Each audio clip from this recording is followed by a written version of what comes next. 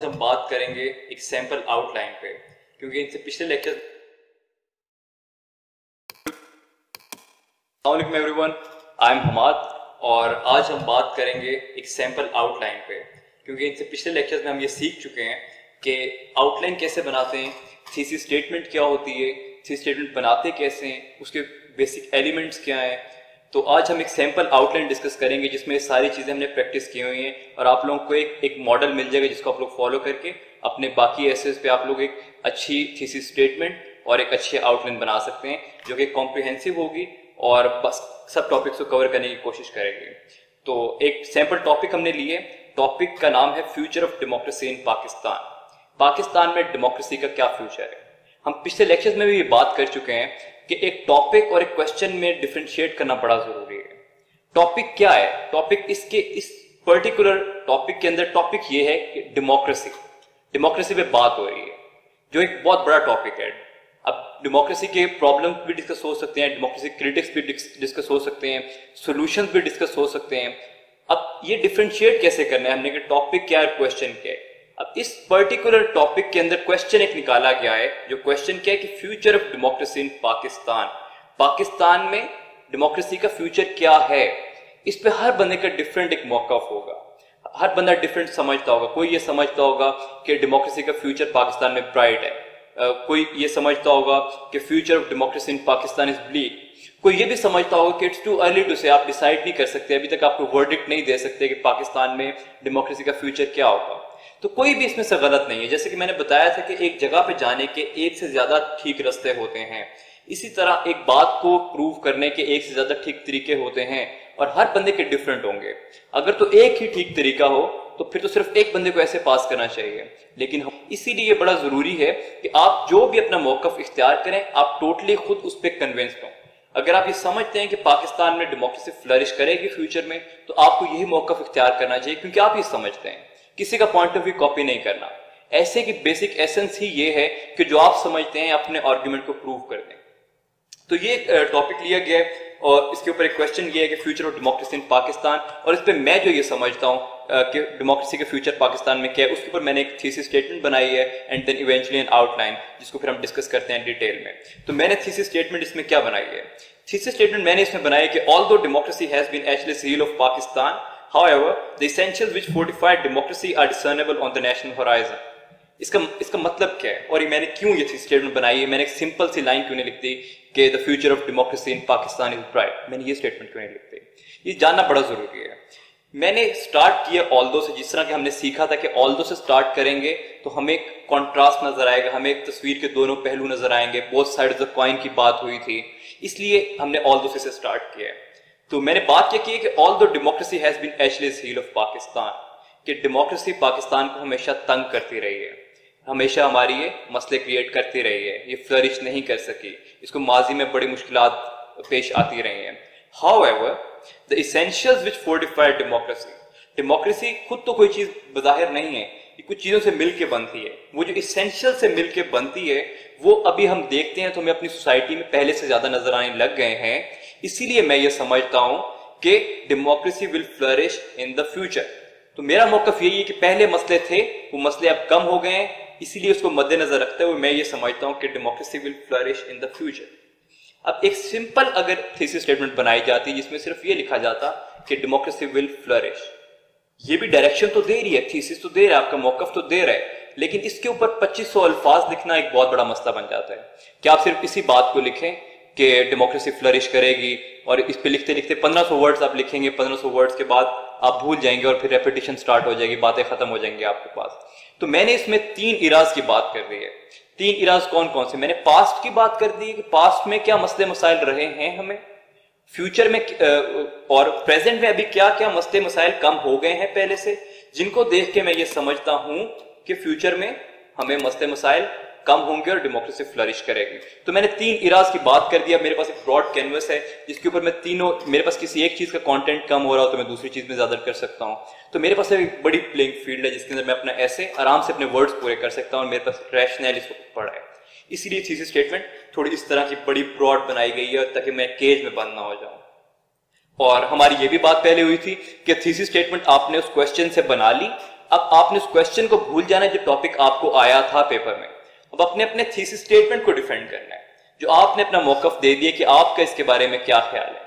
अब मेरा ये ख्याल है कि पहले मसले मसाइल थे, तो ऑब्वियसली मैं अपने आउटलाइन में ये डिस्कस करूंगा कि पहले मसले मसाइल क्या थे, अब क्या मसले मसाइल कम हो गए हैं, मैं ये भी डिस्कस करूंगा अपनी आउटलाइन में, और मैं इनको देख के क्यों ये समझता हूं कि फ्यूचर में मसले मसाइल खत्म हो जाएंगे। फिर मैंने अपनी आउटलाइन के अंदर और क्या क्या जरूरी बातें करनी है, और मैंने ये बातें करनी है क्योंकि मेरे एग्जामिनर एक इंग्लिश का टीचर है, उसको नहीं पता कि डेमोक्रेसी क्या होती है, तो मेरा ये बताना भी जरूरी है कि डेमोक्रेसी होती क्या है, और फिर ये भी बताना जरूरी है कि हम डेमोक्रेसी के पीछे क्यों पड़े हुए हैं, हम डेमोक्रेसी क्यों फॉलो करना चाहते हैं, हम क्यों और सिस्टम क्यों नहीं फॉलो करना चाहते। तो ये बातें साथ कॉम्प्लीमेंट्री ऐसे में जाएंगी जो कि आपके ऐसे को एक्स्ट्रा टचेस देंगे और खूबसूरत बनाएंगे। ये बातें करनी भी जरूरी हैं, ये मौकफ के साथ साथ कॉम्प्लीमेंट करती जाएंगी और आपका ऐसे स्ट्रॉन्ग हो जाएगा। तो हम आउटलाइन डिस्कस करते हैं अपनी सैंपल आउटलाइन और देखते हैं कि हमने इसमें किस तरह से कौन कौन सा पॉइंट बनाया है। हमने उसी तरह नंबर 1 इंट्रोडक्शन लिखा, उसके अंदर एक सिर्फ बुलेट लिखी जिसको हमने थीसिस स्टेटमेंट का नाम दे दिया और उसके अंदर पूरी थीसिस स्टेटमेंट लिखते हैं। फिर हमारा सेकंड हेड क्या आया, व्हाट इज डेमोक्रेसी, डेमोक्रेसी है क्या चीज। एग्जामिनर को नहीं पता डेमोक्रेसी क्या चीज है, उसे मैंने बताना है कि डेमोक्रेसी क्या है, मैं क्या समझता हूं कि डेमोक्रेसी क्या है। अब बजाहिर मैं खुद तो डेमोक्रेसी को डेफिनेशन नहीं बना सकता, डेमोक्रेसी की जो डेफिनेशन वो एक पहले से प्री डिफाइंड डेफिनेशन है जो कि एक्सपोजिशन के पार्ट में आ जाती है। एक्सपोजिशन वही है कि जो बातें वैसी की वैसी आप कोट करते हैं, जो जैसी की जैसी होती है, उसमें आप अपनी तरफ से एक्स्ट्रा कोई चीज नहीं देते। तो हमने इसमें एक्सपोजिशन डेफिनेशन डिस्कस करनी है कि डेमोक्रेसी की डेफिनेशन क्या है, जो कि प्री डिफाइंड डेफिनेशन है, उसमें आपने खुद अपनी तरफ से कुछ नहीं बताना। उसमें अब्राहम लिंकन का कोट भी कोई हो सकता है कि democracy is for the people by the people, ये वाला कोट भी आ सकता है। उसमें फिर आप डिस्कस करेंगे जो वर्ल्ड बैंक ने बेसिक एलिमेंट्स बताए हैं कि डेमोक्रेसी के एलिमेंट्स क्या होते हैं। उसमें ट्रांसपेरेंसी होती है, उसमें अकाउंटेबिलिटी होती है, उसमें रूल ऑफ लॉ होता है, इस तरह की जो चीजें होती हैं वो आप बताएंगे। डेमोक्रेसी को चीजें फोर्टिफाई कौन सी करती हैं, एलिमेंट्स क्या है डेमोक्रेसी जिसके बगैर डेमोक्रेसी को डेमोक्रेसी नहीं कहा जा सकता। तो ये चीजें डिस्कस होंगी एक पॉइंट में। फिर एक हमारा अगला पॉइंट है कि डेमोक्रेसी अ थ्योरी और अ कल्चर। थ्योरी और कल्चर में क्या फर्क है।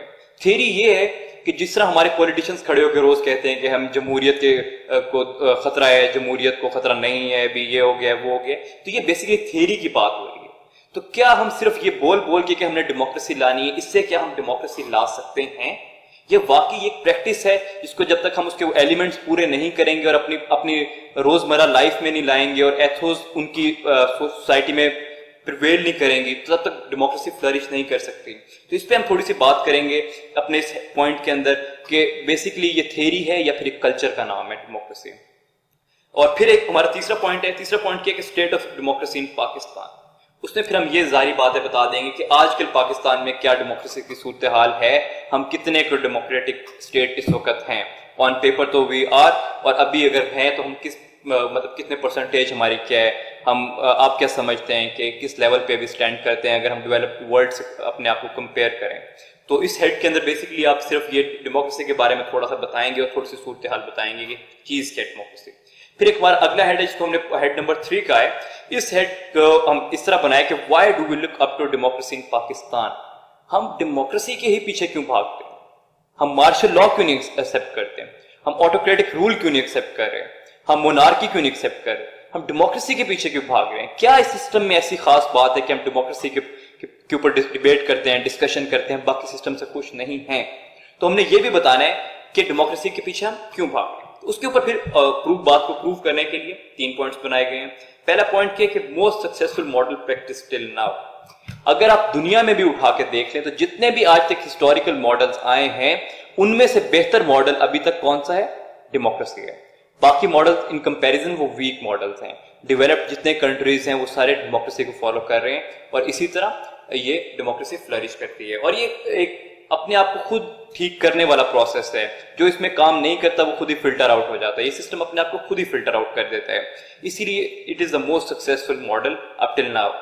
फिर दूसरा पॉइंट हमने डिस्कस किया वो क्या है, developed states are primarily democratic. तो इसके अंदर बेसिकली इस पॉइंट के अंदर आप एक लिंक बनाएंगे कि क्योंकि डेवलप्ड स्टेट्स ने डेमोक्रेसी को फ्लरिश करवाया अपने मुल्क में, प्रैक्टिस करते रहे, तभी वो जाके डेवलप्ड कंट्रीज बन गए। इसी तरह अगर हम भी करेंगे तो हम भी डेवलप्ड कंट्रीज की लिस्ट में आ जाएंगे। क्योंकि हम नहीं कर रहे थे, हमारी डेमोक्रेसी डिस्टर्ब रही है, इसीलिए हम डेवलप नहीं कर सके। हम अमेरिका की एग्जांपल दे सकते हैं कि ये ओवरनाइट प्रोसेस नहीं है डेमोक्रेसी के, आपने आज की तो आज कल आपकी मुल्क तरक्की करने लग जाएगा। 1776 में America became an independent state और वहां पे डेमोक्रेसी प्रैक्टिस होने लगी, लेकिन 1861 में there was civil war going on in United States of America. तो 100 साल बाद भी अमेरिका में डेमोक्रेसी चलने के बाद भी मसले मसाइल थे, और 200 साल बाद भी 1960 में अगर आप जाके देखें तो ब्लैक राइट्स मूवमेंट चल रही थी, 1920 में वुमेन राइट्स नहीं दिए गए थे। तो डेमोक्रेसी अपने आप को आहिस्ता आहिस्ता ठीक करती है, it's not an overnight process, ये टाइम लेती है। तो हम अगर इसे जितनी जल्दी अपनाएंगे, इसने टाइम लेना है, और उस टाइम के साथ साथ जाके हम डेवलप्ड कंट्रीज के लिए इसमें शामिल हो सकते हैं। फिर एक और पॉइंट है कि हम डेमोक्रेसी के पीछे क्यों जाना चाहते हैं। तीसरा पॉइंट है कि जनाब इस्लाम टीचेस प्रैक्टिस ऑफ डेमोक्रेसी। इस्लाम हमें ये टीचिंग्स देती है कि आप डेमोक्रेसी को प्रैक्टिस करें। इस्लाम क्यों हमें ये देती है? क्योंकि इस्लाम ने हमें बैत का कॉन्सेप्ट था कि हम एक हाथ पे बैत करते थे, हमारे खुलफाए राशिदीन जो हैं वो बैत के थ्रू चुने गए थे। तो वही प्रैक्टिस जो बैत थी उस जमाने में, अब वो उसको वोट का नाम दिया जाता है। तो बेसिकली इस्लाम भी हमें वही चीज इंक्लूसिव पॉलिसीज का कॉन्सेप्ट देती है, और डेमोक्रेसी भी वही दे रही है। So they go pretty much very close and they go hand in hand. तो इस्लाम से हम इस बात को प्रूव कर सकते हैं, क्योंकि हम इस्लामिक रिपब्लिक ऑफ पाकिस्तान है, तो यहाँ पे इस्लाम की प्रैक्टिसेस होनी चाहिए, इसीलिए इस्लाम भी डेमोक्रेसी को कहता है, इसलिए हम भी अपनी डेमोक्रेसी को अपने मुल्क में लाना चाहते हैं। फिर अब हम सीधा इसके बाद हम टॉपिक को हिट करेंगे। हमने कॉम्प्लीमेंट्री हेड्स पीछे बना दिए, अब हम टॉपिक पे हिट करेंगे कि पास्ट में क्या मसले रहे जिसकी वजह से डेमोक्रेसी फ्लरिश नहीं कर सकी। वो क्या है? Why has democracy not flourished इन पाकिस्तान? ऐसे कौन से मसले मसाइल हो गए? तो अब ये मसले मसाइल की लिस्ट तो बहुत लंबी होगी, ठीक है। और टॉपिक क्या है? Future of democracy in Pakistan. तो हमने मेजर जो अपना फोकस है वो फ्यूचर पे ही करना है, पुराने मसले बताने हैं जिनको हम बाद में इरेडिकेट करके ये शो करेंगे कि ये इरेडिकेट हो गए, इसलिए फ्यूचर प्राइड है। तो हमने कुछ मेजर मसले निकाल लेने जो आप समझते हैं कि आपके ख्याल में वो मेजर मसले मसाइल रहे हैं जिनकी वजह से डेमोक्रेसी फ्लरिश नहीं कर सके। उसमें से कौन कौन से हो सकते हैं? हर बंदे के डिफरेंट होंगे, मेरे ख्याल में जो थे मैंने वो लिखती है इसमें। तो हर बंदे के डिफरेंट होंगे, हर बंदे ने अपना पॉइंट ऑफ व्यू को प्रूव करना है। तो इसमें एक मेरे ख्याल में colonial mentality hindered democratic practices, क्योंकि हम सब कॉन्टिनेंट में रहे और 712 के बाद से यहाँ पे बादशाह का निजाम रहा है, और हमें एक आदत थी एक मोनार्की के सिस्टम की जिसमें बादशाह ऊपर होता है, वो ऑर्डर देता है, लोगों की अपनी कोई वैल्यू नहीं है। और फिर अंग्रेज आ गए सब कॉन्टिनेंट में, उन्होंने आके अपना रूल यहाँ पे लागू कर दिया। तो हमें प्रैक्टिस ही नहीं है डेमोक्रेटिक सिस्टम की, तो हमें आदत नहीं थी, उसकी वजह से हमें काफी स्टार्ट में मसले हुए सिस्टम को फॉलो करने के लिए। तो एक मेरे ख्याल में ये बहुत बड़ा मसला था। दूसरा फिर ये कि जैसे ही पाकिस्तान बना, कायद आजम की डेथ हो गई 1 साल बाद, तो वो जो वैक्यूम लीडरशिप का क्रिएट हुआ और किसी बंदे ने वो आके फिल नहीं किया, क्योंकि पिछले 40 साल से कायद आजम वो मूवमेंट लेके चल रहे थे डेमोक्रेसी की और नया मुल्क बनाने की। एक ही लीडर था हमारा, और वो लीडर दुनिया से चले गए, तो वो वैक्यूम रह गया और वैक्यूम फिल नहीं हो सका। इसकी वजह से डेमोक्रेसी फ्लरिश नहीं कर सकी, और उसकी वजह से फिर इवेंचुअली कॉन्स्टिट्यूशन भी फिर नहीं बन सका, और कॉन्स्टिट्यूशन फिर बहुत लेट हो गया, और 11 साल बाद हमें पहला कॉन्स्टिट्यूशन पाकिस्तान में मिला, which is a pretty bad thing for democracy. तो फिर उसके बाद क्या हुआ?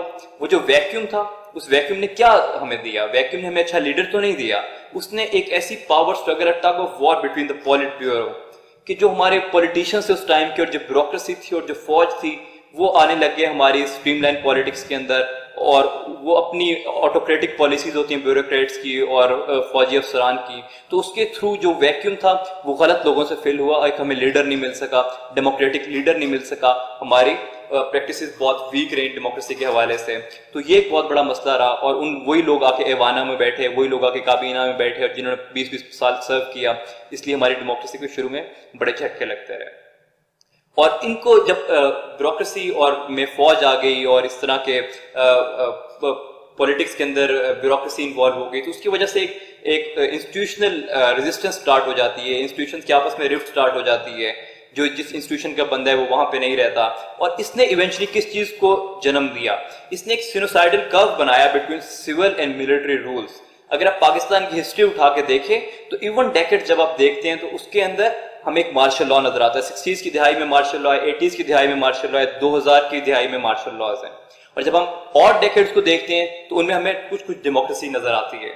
तो एक बड़ा एक अजीब सी अफसुर्दा कहानी है पाकिस्तान की हिस्ट्री की, जिसमें हमें 30 साल 28 साल की प्रिसाइजली बात करते हैं तो हमें मार्शल लॉ मिला है। तो वो जब इस तरह वैक्यूम छोड़ते हैं तो फिर कोई और इंस्टीट्यूशन आके उस वैक्यूम को फिल करता है, और इस वैक्यूम को फिल आगे फौज ने किया, और उसकी वजह से क्या हुआ कि हमारी डेमोक्रेसी फ्लरिश नहीं कर सकी और मार्शल लॉ की नजर होते रहे। फिर एक और पॉइंट मेरे ख्याल में बहुत जरूरी है कि क्योंकि हम एजुकेशन पे फोकस नहीं कर सके शुरू से ही, हमारे और बहुत मसले मसाइल थे, हम 2 जंगों में शुरू में चले गए, हम अपने सोशल इश्यूज पे बात नहीं कर सके, एजुकेशन पे, हेल्थ पे, तो लो literacy rates and poverty kept message disinterested in politics. एक बंदा जिसको रोटी नहीं मिलती खाने की, जो जिसका बेसिक नेसेसिटीज ऑफ लाइफ नहीं है, उस बंदे को पॉलिटिक्स से क्या लगे कि मेरा वजीर आजम कौन है, वोट क्या चीज है उसके लिए। तो जब तक लोगों के हम वो मसले मसाइल ठीक नहीं करेंगे तो हम डेमोक्रेसी को इन ट्रू एसेंस हम कभी भी एक सिस्टम में इंजेक्ट कर ही नहीं सकते। इसीलिए मेरे ख्याल में ये 5 मेजर मसले थे जिनकी वजह से डेमोक्रेसी पाकिस्तान में पास में फ्लरिश नहीं कर सके।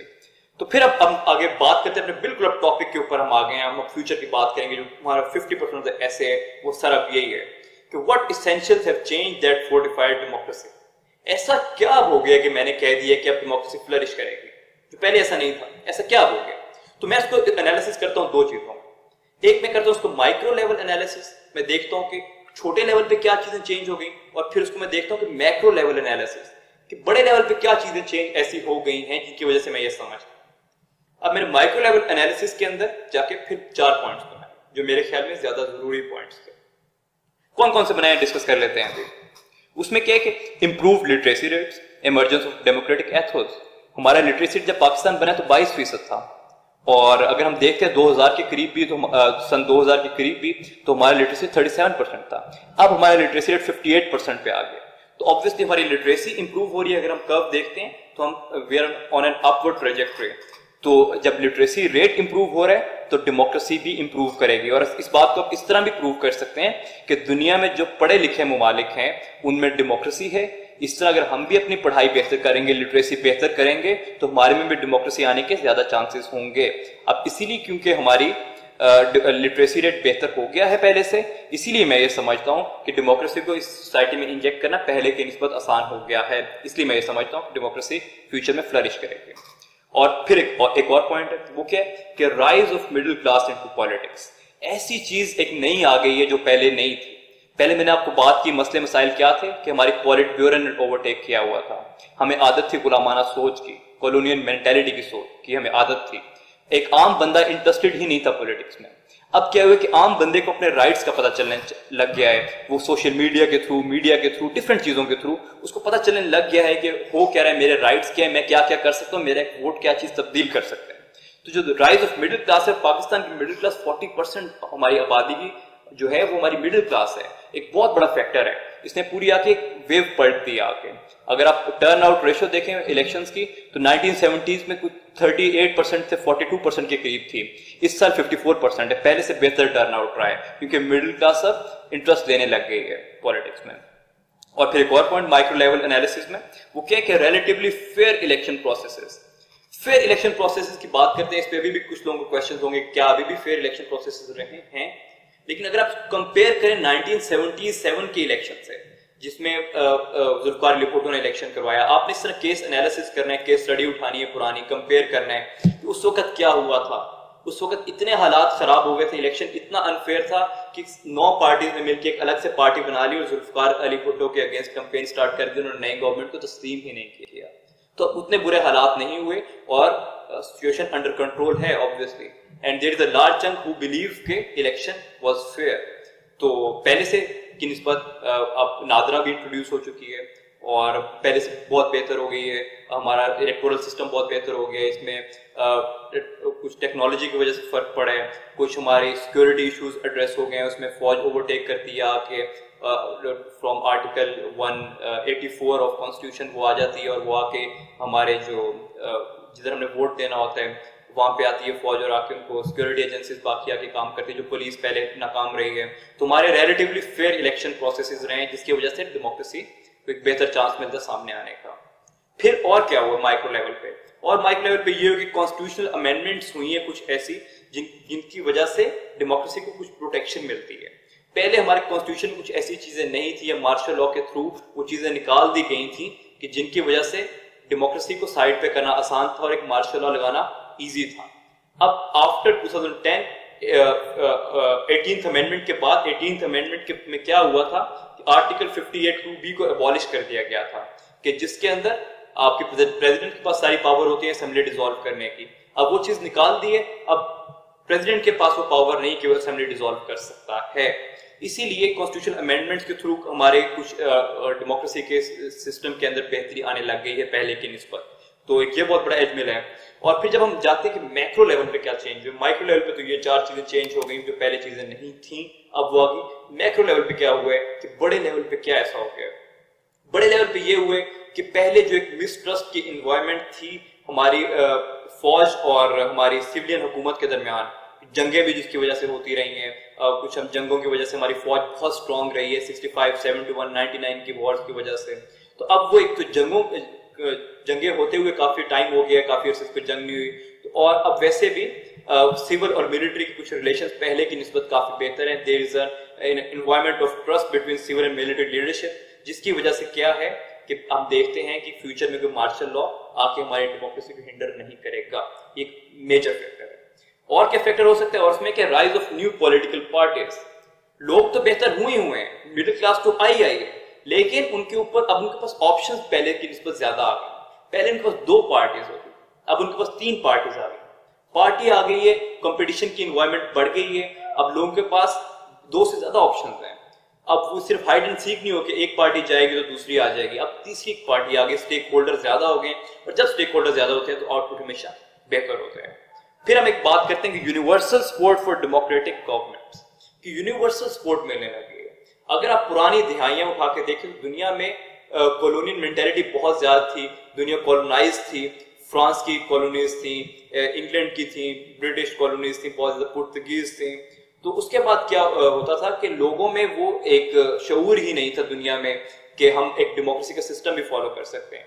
अगर आप कुछ साल पहले ही उठा के देख लें, 1945 में चले जाएं तो दुनिया में से सिर्फ 46 कंट्रीज ऐसे थे जो कि सिर्फ डेमोक्रेटिक स्टेट्स थे। लेकिन अगर आप दुनिया को उठा के देखें तो 133 स्टेट्स ऐसे हैं जो डेमोक्रेसी को फॉलो कर रहे हैं, रफली 133 स्टेट्स हैं। तो दुनिया की सपोर्ट डेमोक्रेसी को मिलने लग गई है और डेमोक्रेटिक सेटअप को ज्यादा दिखाया जाता है। तो इसलिए पाकिस्तान पे भी इंटरनेशनली प्रेशर है कि हम डेमोक्रेसी को फॉलो करें, क्योंकि उसके थ्रू आपको बेहतर एड्स भी मिलती हैं, ह्यूमन राइट्स की वायलेशन भी कम होती हैं। तो इसीलिए ये बहुत बड़ा मेजर फैक्टर है। फिर और क्या हो गया, और इसमें यह हो गया कि emergence of media as the 4th pillar of state. पहले पिलर ऑफ स्टेट सिर्फ 3 ही होते थे। कौन कौन से थे? उसमें हमारी लेजिस्लेचर आता है, उसमें हमारा एग्जीक्यूटिव आता है, उसमें जुडिशरी आता है। ये सिर्फ 3 पिलर्स है। अब एक नया स्टेक होल्डर सिस्टम में आ गया, सोशल मीडिया। अगर एक केस कोर्ट में नहीं सॉल्व होता, सोशल मीडिया से उठा के लेके आती है और वो इतना हाईलाइट कर देती है कि इवेंचुअली बाकी स्टेट इंस्टीट्यूशन से प्रेशर जाता है और वो काम होने लग जाता है। Which is the true essence of democracy, कि हर बंदे को उसका हक मिलना चाहिए। तो सोशल मीडिया के आने से एक प्रेशर डेवलप हो गया। बाकी इलेक्ट्रॉनिक मीडिया भी है, प्रिंट मीडिया भी है, इनकी वजह से प्रेशर डेवलप होने लग गया और उसकी वजह से डेमोक्रेसी के हम करीब जाने लग गए हैं। तो ये वो बेसिकली पॉइंट सारे हैं जिनकी वजह से मैं ये समझता हूं कि डेमोक्रेसी अब फ्यूचर में फ्लरिश करेगी। तो इनको अब मैंने एक अपने पॉइंट ऑफ व्यू से यहाँ पे एक्सप्लेन कर दिए सारे, और हर बंदे के डिफरेंट होंगे। शायद कोई किसी के ज़हन में कुछ और पॉइंट्स हो और वो मेरे पॉइंट से एग्री ना करता हो, लेकिन वो अपने पॉइंट को अगर प्रूव कर देगा पेपर में जाके तो उसको नंबर मिल जाएंगे। तो यही है आउटलाइन बेसिकली, और इसी चीज को आपने बाकी ऐसे की बॉडी में जाके डिफेंड करना होता है। और इसके बाद आपका एक फाइनल पैराग्राफ कंक्लूजन का आ जाता है जिसमें आप जाके सारी बातें बता देते हैं, क्योंकि मैंने ये कह दिया इसलिए मैं ये समझता हूं कि ये चीज ऐसे हो जाएगी। सिर्फ आपकी टोन चेंज हो जाती है, बातें सारी वही होती है। तो this was basically sample outline, जिसको कुछ लोग फॉलो करना चाहते हैं वो कर भी सकते हैं।